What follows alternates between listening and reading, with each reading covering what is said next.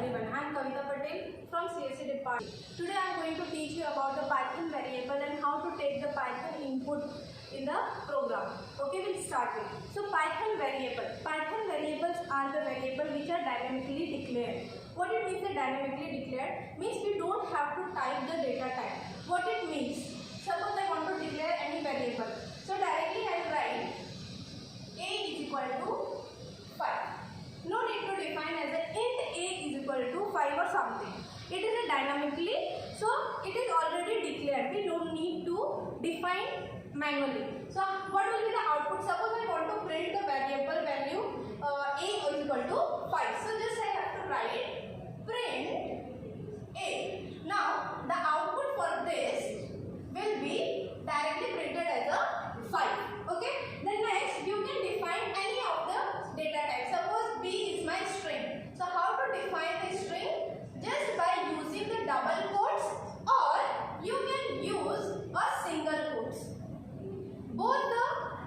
Both the signs are valid in Python. Either you can use the double quotes to define the string or character, or you can use the single quotes, and both are the data type of string. Now the next, suppose you want to define a float. So how you declare?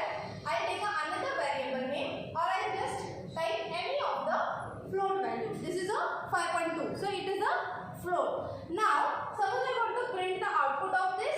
Just every time to print the output, I have to write print. Print the output means you have to just see how to print it. So use the print, and inside the print just give the variable name. So what will be the output for this? It will return you as a hello. Okay. The next, suppose you want to print C, just give, it will be printed as this. Okay. Next, if you want to print the float value, just give this and it will be printed as the float value. Very simple. So how, in this same topic we covered how the print function is working. The print function, when you write any of the variables, it will directly give you the value, or directly you can say, if I write print or whatever I want to write, I write it. It will be automatically printed on a console way. Okay. Suppose I want to print any float value, just I write print 5.3. It will directly print it. Okay. The output will be 5.3. Now one more thing. Suppose I write print 2. Now it will print as a 2, but this time it is not an integer value. It is a string because it is inside the double inverted quotes. Okay. If I want to write print heart, so this will give me the error. Okay, because the high is not a string, not something. So you have to give in the quotes.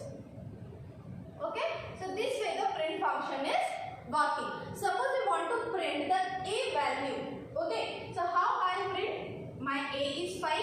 Previously we defined it. Okay, now I'll write print a equal to a. Now what will happen in this? The print function interprets this as the string. Okay, and here it will substitute the value of a. So what will be the output? Output will be a equal to 5. Fine. So this is the Python variable and print. Okay. Now one more thing. In the Python, you can declare the multiple of variables together. What it means the multiple variable together? Means suppose I am writing a is equal to b is equal to c is equal to 3. Okay. So my a, b, c, everything is c. Now if I write print a, print b, or print c, so everything the output will be for all three is 3. Or I can directly use this way, print a, comma b, comma c. It will be give me the output 3, 3 and 3. This space will be automatically added in the Python because Python is very smart. Okay. The next, if I want to declare the multiple variable, multiple values. Okay. What multiple variable and a is equal a comma b comma c is equal to, suppose a I want to declare as an integer, b as the float and c as a string.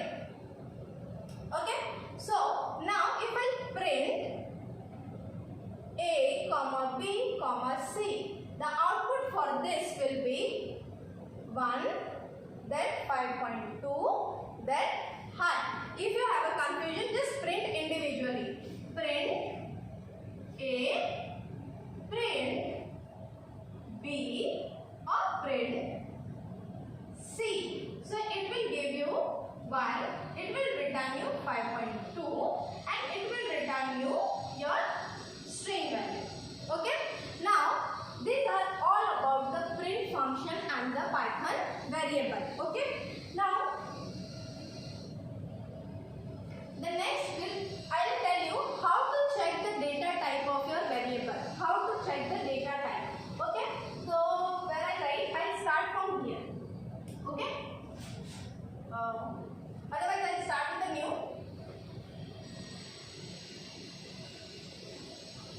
We'll know about the Python type function. Okay, now what is this type function? Type function syntax first. Syntax is you have to write type in a small letter and give the variable name over here. Okay, it will return you the what are the data type or what are the class variable it belongs to. Okay, so suppose I am writing example, I am writing type A. Okay, now recently what is the we'll start. First we'll declare a as a 5. Now a is my integer variable. Okay, how to check it? First I'll print it. Print a, it will return me the 5. If you want to check the data type, as I said, just write type a. Okay, it will return you the class as type integer. Means this variable belongs to class type of integer class. Okay, same as suppose I declared b as a string. Okay, I want to just check the type. I write type b. It will return me class as type of string class. Okay, this way. So this is all about the print function and variable and the type function. Now I'll just summarize everything what we have learned. So what we have learned till now. So in this video we have seen Python variable. So Python variables are dynamically typed. Dynamically typed means we don't have to declare the data type of any variable. Okay, it is a dynamically typed. The next, so how we write it? This a is equal to 5, b is equal to high, or c is equal to suppose float value this. Okay, this is the Python variable. Now the next is Python print function. Okay, now what is the print function? Suppose I want to print all these things, just give print a, or you can use the bracket also. In the Python the brackets are optional.